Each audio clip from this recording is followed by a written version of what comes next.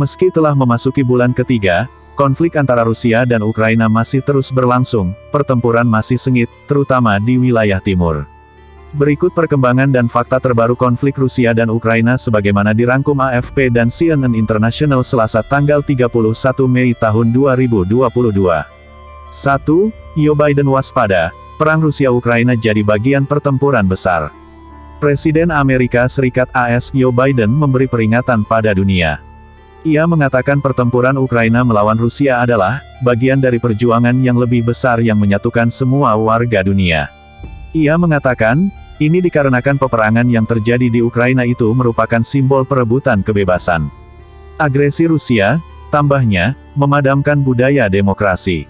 Pada saat ini, ketika perang agresi sekali lagi dilakukan oleh Rusia untuk memadamkan kebebasan dan demokrasi budaya dan identitas negara tetangga Ukraina, lihat dengan jelas semua yang dipertaruhkan, kebebasan tidak pernah bebas, demokrasi selalu membutuhkan juara, kata Biden saat memberikan sambutan dari pemakaman nasional Arlington. 2. Rusia semakin garang. Pasukan Rusia makin garang dalam pertempuran di Ukraina Timur. Dilaporkan, Rusia terus maju ke pusat kota Severodonetsk. Kota itu telah dibombardir selama berminggu-minggu.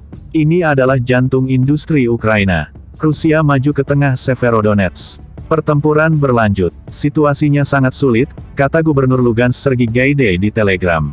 Severodonetsk adalah kota paling timur yang masih berada di tangan Ukraina. Menangkapnya akan memberi Rusia kendali de facto atas Lugansk, salah satu dari dua wilayah timur yang membentuk Donbas yang diinginkan Moskow.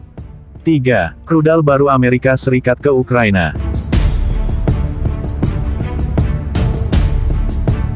Presiden Amerika Serikat Joe Biden mengatakan ia tidak berencana untuk mengirim roket ke Ukraina yang bisa mencapai wilayah Rusia. Kyiv sebelumnya meminta Amerika Serikat untuk meluncurkan roket dengan jangkauan hingga 300 km, 187 mil. Kami tidak akan mengirim sistem roket ke Ukraina yang dapat menyerang Rusia, Biden, yang telah mengumumkan bantuan militer miliaran dolar untuk Ukraina, mengatakan kepada wartawan di Washington. 4. Erdogan telepon Vladimir Putin. Presiden Turki Recep Tayyip Erdogan, selama panggilan telepon dengan Presiden Rusia Vladimir Putin pada hari Senin, menawarkan untuk menjadi tuan rumah pembicaraan antara Rusia, Ukraina dan PBB di Istanbul.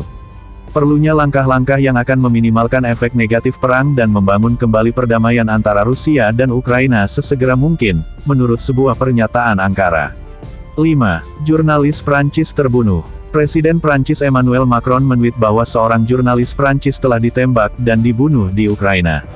Wartawan, Frédéric Leclerc-Imhoff berada di Ukraina untuk menunjukkan realitas perang.